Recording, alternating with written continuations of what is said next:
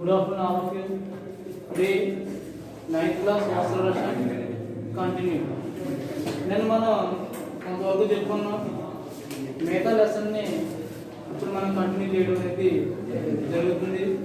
ఇక్కడ మనకి ట్రాన్స్ఫార్మేషన్ అంటే మనకి ఎర్త్ ట్రాన్స్ఫార్మేషన్స్ అంటే ఎర్త్ అనేది ట్రాన్స్ఫార్మ్ సర్ఫేస్ అంటే మనకి ల్యాండ్ మీద ఉన్న సర్ఫేస్ భూ ఉపరితలం మీద ఎంత ఫ్లోటింగ్ జరుగుతుంది, మనం ఏంటంటే సర్ఫేస్ మీద ల్యాండ్ అనేది ఎంత ఎలాగా ఫార్మేట్ జరుగుతుంది అనే విషయాన్ని క్లియర్గా మనం ఇక్కడ అబ్జర్వ్ చేయాలి.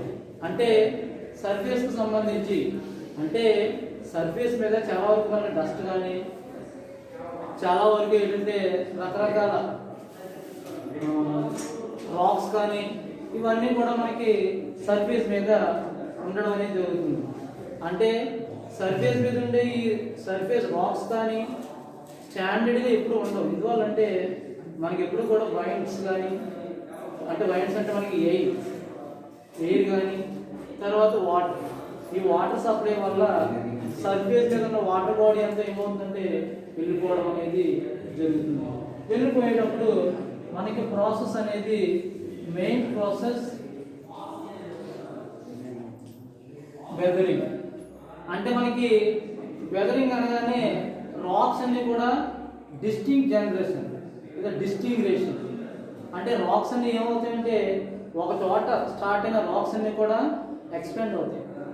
అంటే అక్కడి నుంచి ఎక్స్పెండ్ అయిపోయిన తర్వాత మనకి ఆల్రెడీ వాటర్ ద్వారా కానీ తర్వాత ఏంటంటే అంటే రియల్గా మనం మీరు అబ్జర్వ్ చేసే లేదో డే అండ్ నైట్ అంటే మనకు సర్ఫేస్ మీద ఉన్న ఏ స్టోన్స్ అన్నా కానీ ఏ రాక్స్ అన్నా కానీ డే అండ్ నైట్ ఏమవుతుందంటే కెమికల్ రియాక్షన్ జరుగుతుంది.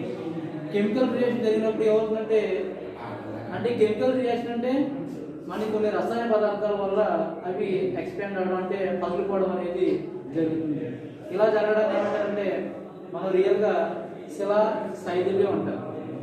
అంటే మన ల్యాండ్ మీద ఉన్న పాట్ అంతా కూడా వాటర్ వల్ల డే అండ్ నైట్ అలా ఉండిపోవడం వల్ల కొంత కెమికల్ రియాక్షన్ జరిగి అవన్నీ కూడా డౌన్ అయిపోవడం అనేది జరుగుతుంది. అంటే క్లియర్గా చెప్పాలంటే క్రాక్స్ ఏర్పడతాయి.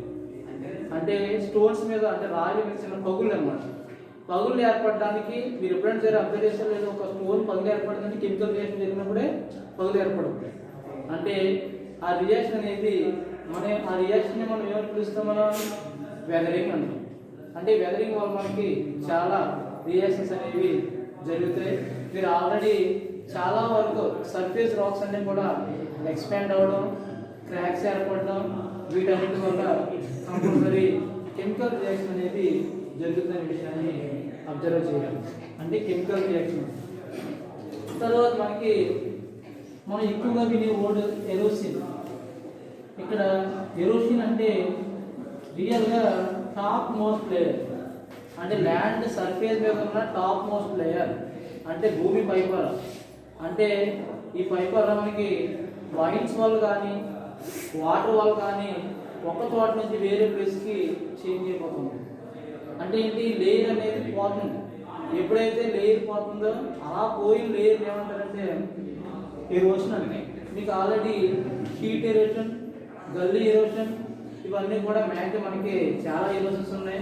మనకి ఇక్కడ మనకి ఎరోషన్ అనే వర్డ్ చెప్పుకునేటప్పుడు కట్ ఏవేగా రాక్స్ అనే వర్డ్ అంటే కట్ ఏవేగా రాక్స్ అంటే రాడ్ అంటే స్టోన్స్ని కట్ చేసి ఏవేగా రాక్స్ రాళ్ళ నుంచి దూరంగా మనకి తీసుకుపోవడం జరుగుతుంది. అలా ఏంటంటే ఫ్లోయింగ్ రెయిన్ కానీ రివర్ కానీ తర్వాత ఏంటంటే గ్రౌండ్ వాటర్ కానీ మ్యాక్సిమం ఒక చోట నుంచి వేరే ప్లేస్కి చేంజ్ అవ్వడం జరుగుతుంది. ఇలా చేంజ్ అవ్వడాన్ని మనం ఏమంటామంటే ఎరోషన్ అని చెప్తాం. దీంట్లో మనకి చాలా చోట్ల అడుగుతుంటారు స్వీట్ ఎరోషన్ అంటే ఏంటంటే అంటే ఎరోషన్ అంటే టాప్ మోస్ట్ లేయర్ అవి ఫెర్టిలిటీ ఉంటుంది. భూమి పైపొర మనకి ఫెర్టిలిటీ ఉంటుంది. భూమి పైపొర ఫెర్టిలిటీ ఏమవుతుందంటే సడన్గా ఒకసారి బయటికి పోతుంది. ఎందువల్లంటే గాలి ఎక్కువ వేసినప్పుడు అంటే వైన్స్ ఎక్కువ వచ్చినప్పుడు వాటర్ ఎక్కువ ఫ్లో అయినప్పుడు తర్వాత క్యాటిల్ గ్రాసింగ్ అంటే గడ్డి అది క్యాటిల్స్ గ్రాఫింగ్ చేసినప్పుడు ఏమవుతుందంటే ల్యాండ్ పైన కెపాసిటీ ఏమవుతుంది, తగ్గిపోతుంది. ల్యాండ్ పైన కెపాసిటీ తగ్గిపోతే గాలి వేసినట్టు వైట్ వచ్చినట్టు ఏమవుతుందంటే అక్కడ ఉన్న రేణువులన్నీ అంటే శాండ్ స్టోన్స్ కానీ చిన్న చిన్న రాక్స్ కానీ ఏమవుతాయి మనకి బయటకు పోవడం అనేది జరుగుతుంది. ఇలా మనకి ఎరోషన్ అనేది జరుగుతుంది. తర్వాత ట్రాన్స్ఫరేషన్ అంటే ట్రాన్స్ఫరేషన్ అంటే ఏంటి,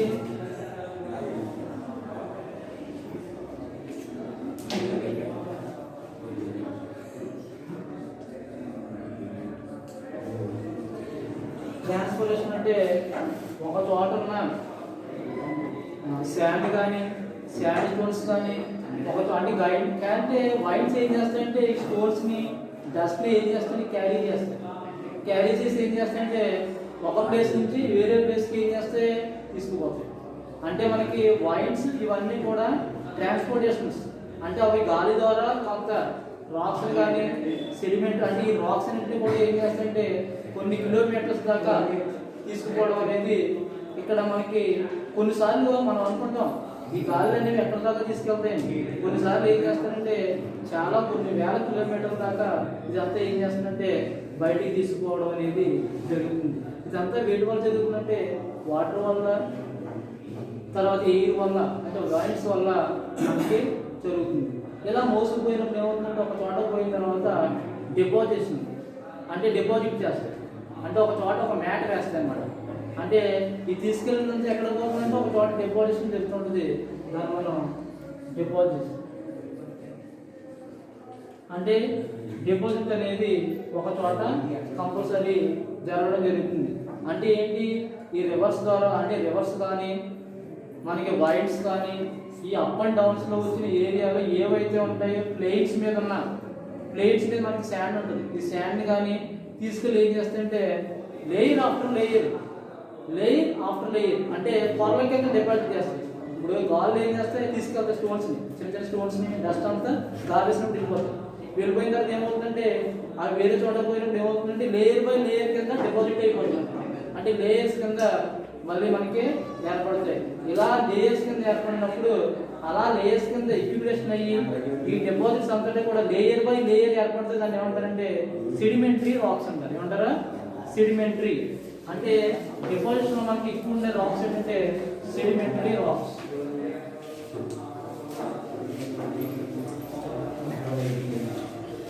సెడిమెంటరీ రాక్స్ అనేవి డిపాజిషన్ మీద ఎక్కువ పనిచేయడం అనేది జరుగుతుంది. ఇలా మనకి 4 కూడా అంటే వెదరింగ్, ఎరోషన్, ట్రాన్స్ఫరింగ్, డిపాజిషన్ అనేది సర్ఫేస్ మీద ఎక్కువ ఇంపార్టెన్స్ ని తీసుకురావడం జరుగుతూ ఉంటుంది. మరి ఇవేనా ఇంకేం పని చేయమంటే మనకు ఆల్రెడీ కొన్నిసార్లు ఏంటంటే కొంతమంది హ్యూమన్ ఫిజిక్స్ ద్వారా అంటే మనకి డిఫరెంట్ రేంజ్లో మనకి నేచర్లో మీరు ఎప్పుడు అబ్జర్వ్ చేస్తుంటారో స్లోప్స్ అనేవి మనకి క్రియేట్ అవుతాయి. స్లోప్స్ అనేవి క్రియేట్ అవుతాయి. స్లోప్స్ అంటే స్లోప్ వ్యాలీ అంటే ఇవన్నీ కూడా ఒక గార్డెన్ లాగా ఉండే వ్యాలీస్ మనం స్లోప్ వ్యాలీస్ అని. ఈ స్లోప్ వ్యాలీస్ ఎందుకు ఏర్పడతాయి ఏంటనేది మనకి క్లియర్గా అబ్జర్వ్ చేయాలి. అంటే ఈ స్లోప్ వ్యాలీకి సంబంధించి రాక్స్ కానీ లోకల్ క్లైమేట్లో మనకి హ్యూమన్ ఫిజిక్స్ ద్వారా మనకి వ్యాలీస్ అనేవి జరుగుతూ ఉంటాయి. ఇవన్నీ కూడా మెయిన్ మనకి ఇవన్నీ కూడా వెర్టికల్గా ఉంటాయి. అంటే మనకి వ్యాలీస్ అన్ని కూడా మ్యాక్సిమం చాలా వరకు వ్యాలీస్ అన్ని ఎలా ఉంటాయి అంటే వెర్టికల్గా మనకి ఉంటాయి. ఇక్కడ మనకి చాలా వరకు రాక్స్ అన్ని కూడా ఈ హెవీ రాక్స్ కానీ అంటే రియల్గా వ్యాలీ షేప్ అనేది వీ షేప్లో మనకి వ్యాలీస్ అనేవి ఉండడం జరుగుతుంది. తర్వాత మనకి మీరు అబ్జర్వ్ చేస్తే క్లియర్గా మనకి ఏంటంటే క్యానియన్ అంటే మనకి క్యానియన్ అంటే మీకు తెలుసు కదా. క్యానియన్ అంటే ఏంటి,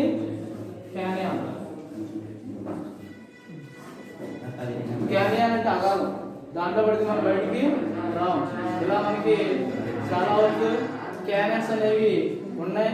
రియల్గా మనకి వరల్డ్లోనే బిగ్గెస్ట్ క్యానియన్ ఏంటంటే కొలరాడో క్యానియన్, గ్రాండ్ క్యానియన్. అది కొలరాడో వరల్డ్లోనే మెయిన్ మనకి వరల్డ్ అనేది రివర్ అంటే మనకి ఇక్కడ మనకి బిగ్గెస్ట్ క్యానియన్ అనేది ఏ రివర్ మీద ఉందంటే కొలరాడో రివర్ మీద ఉంది. అంటే మనకి కొలరాడో మీరు ఆల్రెడీ రివర్ కొలరాడో పేరు అన్నారా. కొలరెడో రివర్ మీద మనకి క్యానన్ అనేది బిగ్గెస్ట్ క్యానన్ అనేది ఉంది. ఇక్కడ మనకి కొలరెడో రివర్ మనకి ఎన్ని కిలోమీటర్ల దాకా ఉంటుందంటే ఇది యుఎస్ఏలో 400 అంటే 466 కిలోమీటర్ల దాకా కొలరెడో లెంగ్త్ అనేది ఉంటుంది. ఇది చాలా డీప్ గా ఉండే క్యానన్. ఇది మనకి వరల్డ్ బిగ్గెస్ట్ క్యానన్ కింద అంటే కొలరెడో రివర్ మీద కొలరెడో రివర్ ఇది ఎక్కడ ఉంది? మనకి యుఎస్ఏ లో ఉంది. ఈ యుఎస్ఏ లో రివర్ లో కంపల్సరీ మనకి ఏంటంటే దాంట్లో పడితే మనకి అంటే ఓల్డ్ లోనే దాంట్లో చాలా డేంజర్. అక్కడ మనకి క్యానియన్ అని ఏర్పాటు చేయడం జరిగింది. ఇది ఏ రివర్ మీద ఉంది, ఎక్కడ ఉంది అనేది కంపల్సరీ ఏం చేయాలంటే యుఎస్ఏ లో ఉన్న విషయాన్ని క్లియర్ గా మీరు అబ్జర్వ్ చేయాలి. అంటే క్యానియన్ ఏర్పడడం తర్వాత ఏంటంటే మనకి బైసన్ ఫాల్స్. మనకి మన ఏపీ తీసుకున్నట్టయితే, ఏపీ అంటే ఆంధ్రప్రదేశ్, మన ఆంధ్రప్రదేశ్ని తీసుకున్నట్టయితే మనకి కొన్ని రకాల గాజెస్ ఉన్నాయి. వాటిలో మనకి ఫేమస్ ఏంటంటే బైసన్ గాజెస్.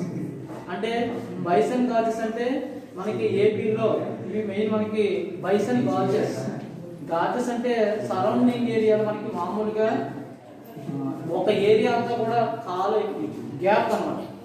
అంటే మనకి డూన్స్ ఏరియాలో ఉండే ఒక గ్యాప్ ని మనం ఎలా పిలుస్తామంటే మనకి గార్జెస్ అని పిలవడం జరుగుతుంది. ఈ గార్జెస్ ద్వారానే మనకి అన్ని కూడా ఏపీలో బైసన్ గార్జెస్ ఉన్నాయి. బైసన్ గార్జెస్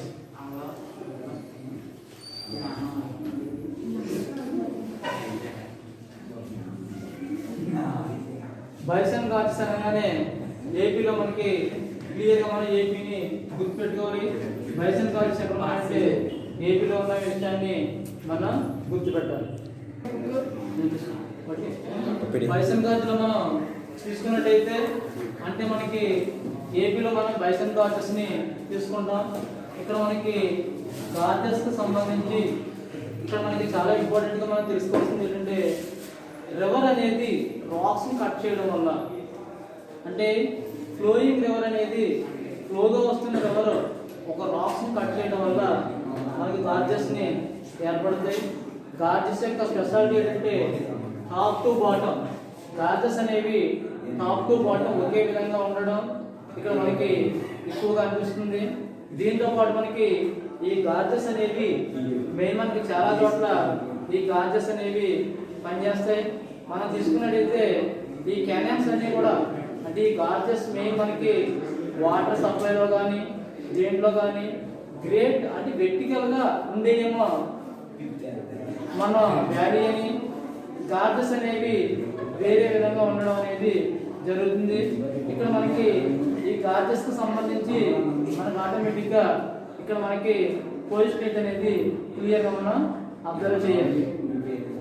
అంటే గార్జెస్ అనేవి రివర్ కట్ ద్వారా జరుగుతాయనే విషయాన్ని క్లియర్ గా మీరు అబ్జర్వ్ చేయాలి. అంటే రివర్స్ ద్వారానే గార్జెస్ అనేవి క్రియేట్ అవుతాయి. ఈ గార్జెస్ లో మనకి చాలా వరకు అంటే మనకి ఏ ఫోర్స్ వాటర్ ఫోర్స్ వల్ల మనకి గార్జెస్ అనేవి ఏర్పడతాయి.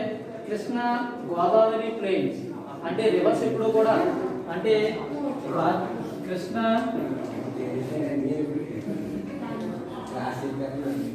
కృష్ణా గోదావరి ప్లేస్ వచ్చేటప్పటికి రివర్స్ అనేవి స్లో అవుతాయి.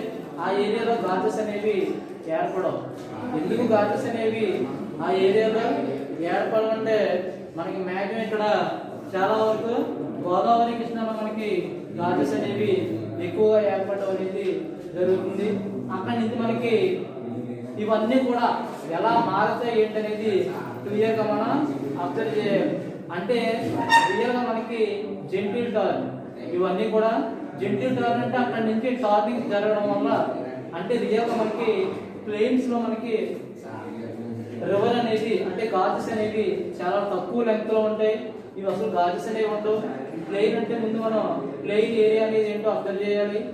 ప్లెయిన్ ఏరియా అంటే రివర్ వచ్చి వెళ్ళిపోయిన తర్వాత ఏర్పడే గ్రీనరీ ప్లేస్ ని మనం ప్లెయిన్ గా మనం అబ్జర్వ్ చేయొచ్చు.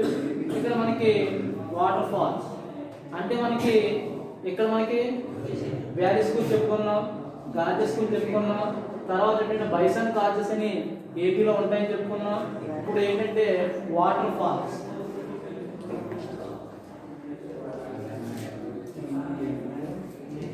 Water falls. ఇక్కడ మనకి వాటర్ ఫాల్స్ అనేవి ఏంజల్ ఫాల్స్. వరల్డ్ లోనే పెద్ద వాటర్ ఫాల్ ఏంటంటే ఏంజల్ వాటర్ ఫాల్. ఇది వెనిజులాలో ఉంది. వెనిజులా చొరన్ నదిపై చొరన్ రివర్ మీద చొరన్ రివర్ మీద మనకి వెనిజులా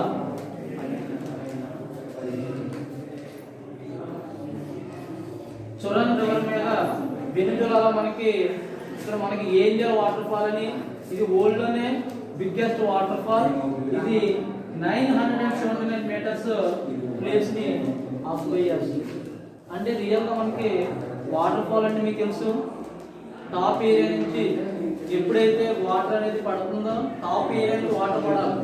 టాప్ ఏరియా నుంచి వాటర్ ఎప్పుడైతే ఫ్లోయింగ్ ద్వారా కిందకి స్ప్రెడ్ అవుతుందో దాన్ని మనం ఏమో పిలుస్తూ ఉంటే మనం వాటర్ ఫాల్ అని. ఈ వాటర్ ఫాల్ ద్వారా అంటే చాలా చోట్ల మనం వాటర్ ఫాల్ చూస్తున్నాం, కానీ వరల్డ్ లోనే బిగ్గెస్ట్ వాటర్ ఫాల్ అనేది ఎక్కడుందని అడిగినప్పుడు కంపల్సరీ మీరు చెప్పాలి. ఇది మనకి వెనిజులాలో రివర్ చొరన్ రివర్ మీద మనకు ఆటోమేటిక్ గా ఇది క్రియేట్ అయ్యిందని. దీని హైట్ తీసుకుంటే 979 మీటర్స్ దాకా ఇది డెప్త్ ఉంటుందని. ఇది బాగా వరల్డ్ లోనే బిగ్గెస్ట్ అని మనం అర్థం చేయాలి. సెకండ్ హైయెస్ట్ వాటర్ ఫాల్ తీసుకుంటే మనకి టుగెలా వాటర్ ఫాల్. అంటే ఇది first highest waterfall. Second highest waterfall అంటే సెకండ్ వాటర్ ఫాల్ తీసుకున్నట్టయితే Tugela waterfall second highest water fall. ఇది వరల్డ్ లోనే సెకండ్ హైయెస్ట్ వాటర్ ఫాల్ కింద టుగెలా చెప్పుకుంటాం. అంటే దీని హైట్ అనేది మనకి 940 కింద మనం చెప్పుకున్నా, కానీ ఇది మనకి ఎక్కడ ఉందంటే కంపల్సరీ సౌత్ ఆఫ్రికాలో ఉన్నట్టుగా మనం చెప్పుకోవాలి. అంటే సెకండ్ వాటర్ ఫాల్ టుగెలా ఎక్కడ ఉందంటే south Africa. First water fall ఎక్కడ ఉందంటే మనకి 979 మీటర్స్ చొరన్ రివర్ మీద వెనిజులా. అంటే ఇదేమో సౌత్ ఆఫ్రికాలో ఉన్నట్టుగా గుర్తుపెట్టాలి. తర్వాత ఏంటంటే మూడవ వాటర్ ఫాల్ అనేది ఫేమస్ గా మనకి క్లియర్ గా చెప్పాలంటే మన ఇండియాలో థర్డ్ వాటర్ ఫాల్ మనకి థర్డ్ వాటర్ ఫాల్ మనకి మన ఇండియాలోనే ఉంది. ఎందువల్లంటే మన ఇండియాలో మనకి దీని హైట్ 253 మీటర్స్ కింద దీన్ని చెప్తాం మనం. ఇది ఏంటంటే ఇక్కడ మనకి కర్ణాటకలో మనకి శరావతి రివర్ మీద థర్డ్ వాటర్ ఫాల్ అనేది కర్ణాటక.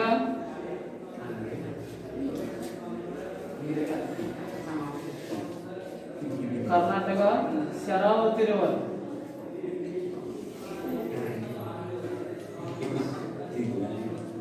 శరావతి రివర్ మీద 253 మీటర్స్ దాకా హైట్ లో మనకి దీన్ని తీసుకెళ్తాం.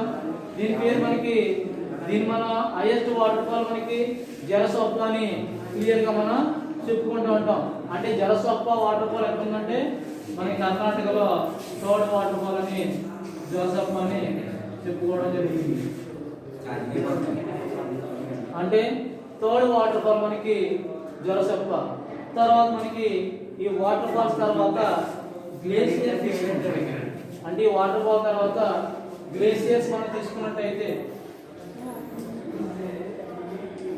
గ్లేసియర్స్ అంటే హిమాలయ మనకి మెయిన్ తీసుకున్నట్టయితే హిమాలయన్ రేంజెస్ లో మనకి హిమాలయన్ రివర్స్ లో మనకి మెల్ట్ అయినప్పుడు అంటే సన్ రైజ్ హిమాలయస్ మీద ఉన్నప్పుడు మెల్ట్ అవుతుంది. మెల్ట్ అయినప్పుడు వాటర్ అనేది హిమాలయన్స్ అనేవి ఒక బిగ్ స్టోన్స్ కింద మన కిందకి రావడం అనేది జరుగుతుంది.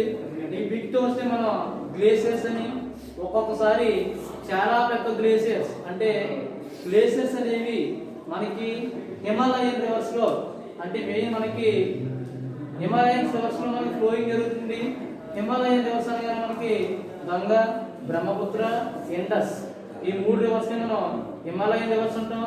అంటే హిమాలయాస్ లో మనకి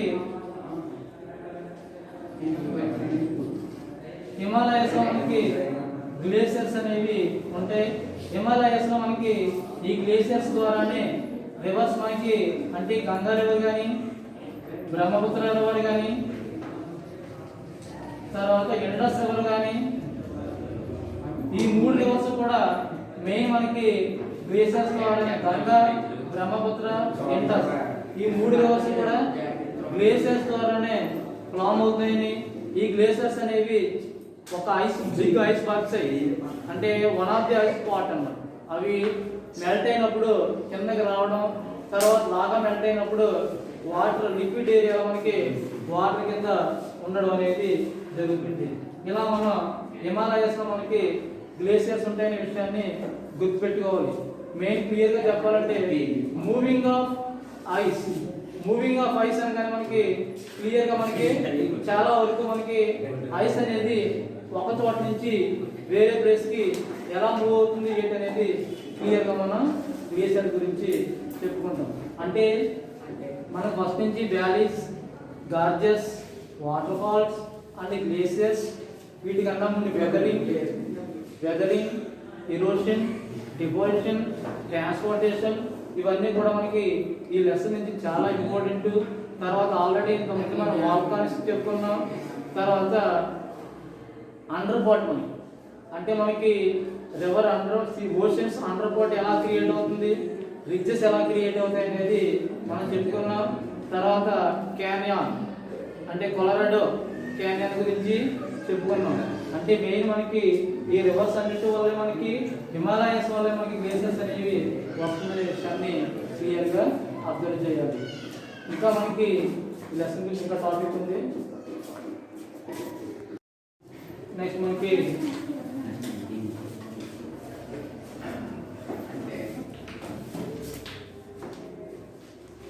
వేవ్స్ కి సంబంధించి అంటే వేవ్స్ అనేవి ఎలా ఫామ్ అవుతున్నాయి. వేవ్స్ అంటే మనకి ఈ వాటర్ పైన, రివర్ పైన కానీ, సీస్ పైన కానీ, ఓషన్స్ పైన కానీ మనకి వేవ్స్ అనేవి ఎలా ఫ్లోయింగ్ జరుగుతున్నాయి. ఈ వేవ్స్ ద్వారా ఏం చేస్తుందంటే ఈ వేవ్స్ అనేవి ఎక్కువగా ఫ్లో అవడం వల్ల మనకి కొన్ని కేవ్స్ అనేవి ఏర్పడుతూ ఉంటాయి. అంటే మనకి సీ వేవ్స్ అన్ని కూడా కంటిన్యూస్గా ఫ్లో అవడం వల్ల రాక్స్ అన్ని కూడా కొంత క్రాక్స్ అనేవి ఏర్పడడం, ఓవర్ టైంలో మనకి క్రాక్స్ అనేవి ఏర్పడుతూ ఉంటాయి. దీంతో పాటు అంటే మనకి దీంతో ఈ వేవ్స్ అన్ని కూడా వాటర్ మీద ఫ్లోయింగ్ జరగడం వల్ల మనకి ఫర్దర్ గా కేవ్స్ ఏర్పడతాయి. ఈ వేవ్స్ వల్ల కేవ్స్ అనేవి ఏర్పడతాయి. ఈ కేవ్స్ ని మనం ఎలా పిలుస్తాం అంటే సీ ఆర్చెస్ అని పిలుస్తాం. అంటే సీ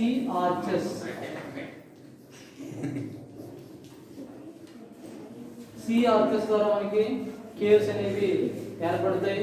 ఒక్కొక్కసారి మనకి ఇక్కడ మనకి ఈ రాకీ కోస్ట్ అంతా కూడా ఆల్మోస్ట్ కొన్నిసార్లు వెర్టికల్ గా ఫామ్ అయినప్పుడు మనకి ఆటోమేటిక్ ఏమవుతుందంటే ఇక్కడ మనకి సీ క్లిప్ అనేది క్రియేట్ అవుతుంది. అంటే సీ క్లిప్స్ అనేవి కూడా వెదర్ ఫార్మేషన్ ఎలా అవుతుంది. రగ్గడ్ క్యాప్స్ అండ్ బేస్ అంటే బేస్ అంటే మనకి మనం ఆల్రెడీ అంటాం బే ఆఫ్ బెంగాల్. బేస్ అంటే అగాధం కిందే మనకి చాలా వాటర్ ఏరియా కిందే దీన్ని చెప్పుకోవడం జరుగుతుంది.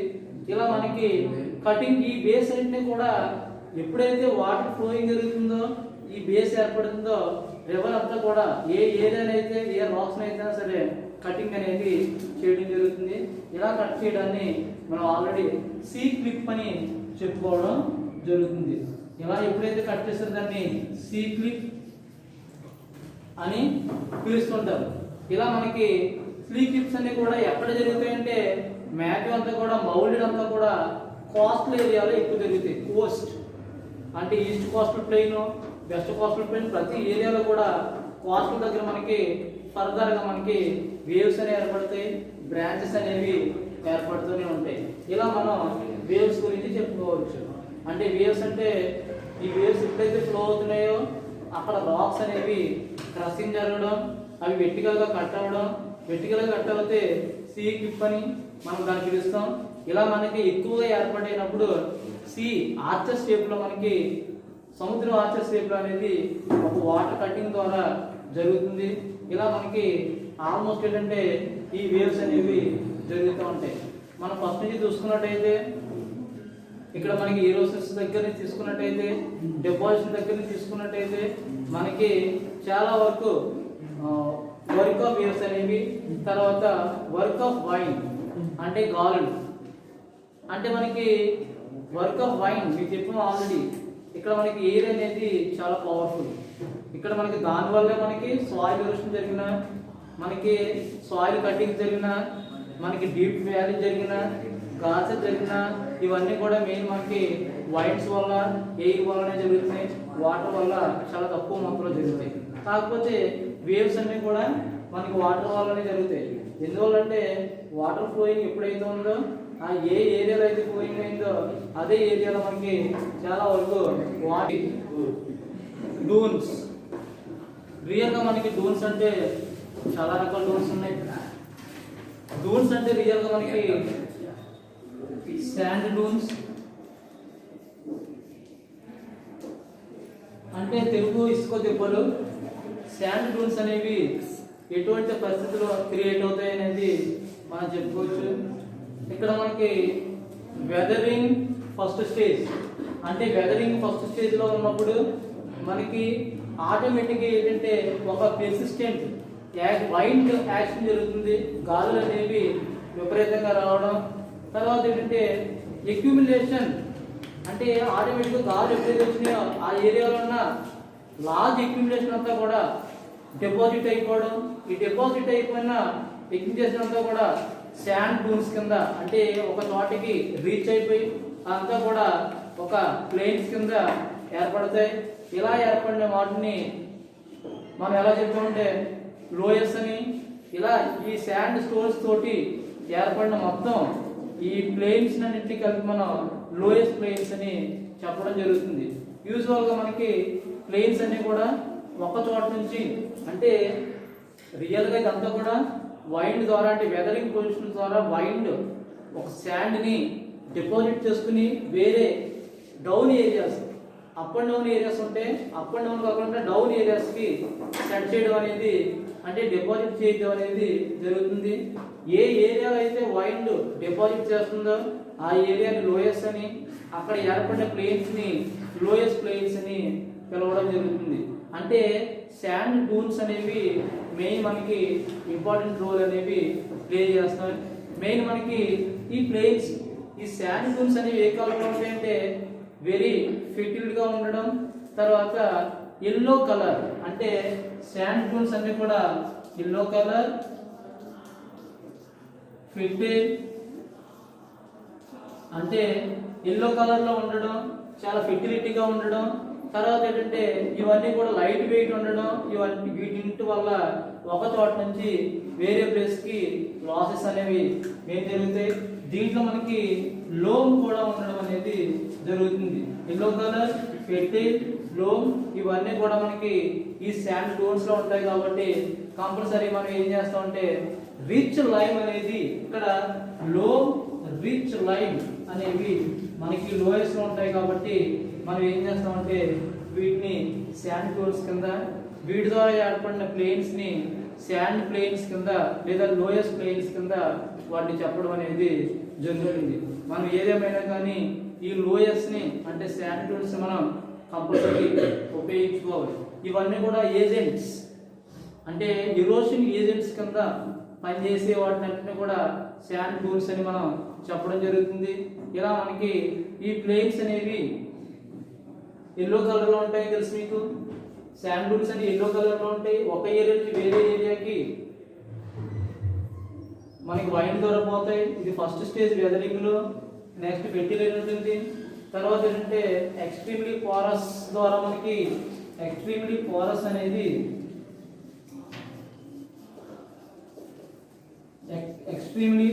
అనేది కూడా మనకి శాండ్ డూన్ లో ఉండడం జరుగుతుంది.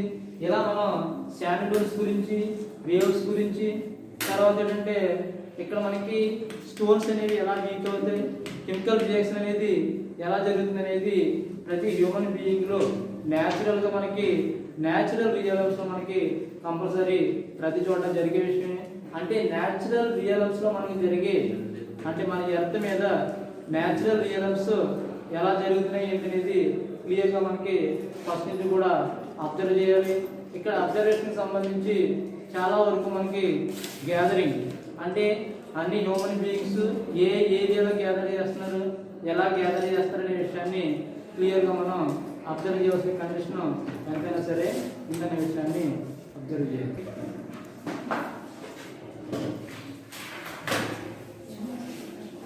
ఇంకా మీరు ఈ లెక్కకు సంబంధించి చాలా డికేట్స్ నుంచి మనకి జియోలాజిస్ట్, అంటే చాలా మంది జియోలాజిస్ట్ మనకి కొన్ని విషయాలు చెప్తుంటారు. వాటన్నిటికి సంబంధించి అంటే యాక్టివిటీ అనేది, అంటే ల్యాండింగ్ సంబంధించి యాక్టివిటీస్ ఎలా జరుగుతున్నాయి. ఇక్కడ మనకి పసిఫిక్ బేసిన్ అంటే పసిఫిక్ ఓషియన్ లో ఏర్పడే బేసిన్ లో మనకి ఎటువంటి వాల్కానిక్స్ ఏర్పడుతున్నాయి. అంటే వాల్కానిక్స్ లో మనకి వాల్కానిక్ ఎరప్షన్ లో మనకి అగ్నిపర్వతాల వాల్కానిక్స్ అనేవి పసిఫిక్ ఓషియన్ లో ఎలా ఏర్పడుతున్నాయి అనేది క్లియర్ గా మనం ఇక్కడ మనకి అబ్జర్వ్ చేయాలి. దీన్ని పసిఫిక్ ఏరియాలో ఏర్పడేదాన్ని మనం ఏమని పిలుస్తామంటే మనం పసిఫిక్ రిమ్ అని పిలుస్తాం. ఈ పసిఫిక్ రిమ్ ద్వారా మనకి ఆల్మోస్ట్ ఏంటంటే with in the Pacific rim లో మనకి ఆల్మోస్ట్ అన్ని కూడా వాల్కానిక్స్, అంటే ఆల్మోస్ట్ వాల్కానిక్స్ అన్ని కూడా పసిఫిక్ ఏరియాలో జరుగుతాయి కాబట్టి దాన్ని పసిఫిక్ రింగ్ అని, ద రింగ్ ఆఫ్ ఫైర్ అంటే పసిఫిక్ రింగ్, దాన్ని పసిఫిక్ రింగ్ అని లేదా రింగ్ ఆఫ్ ఫైర్ అని క్లియర్ గా మనం అబ్జర్వ్ చేయడం అనేది జరుగుతుంది. ఇక్కడ నుంచి మనకి పసిఫిక్ రింగ్ అనేది క్లియర్ గా పసిఫిక్ రిమ్ అనేది ఏర్పడుతుంది.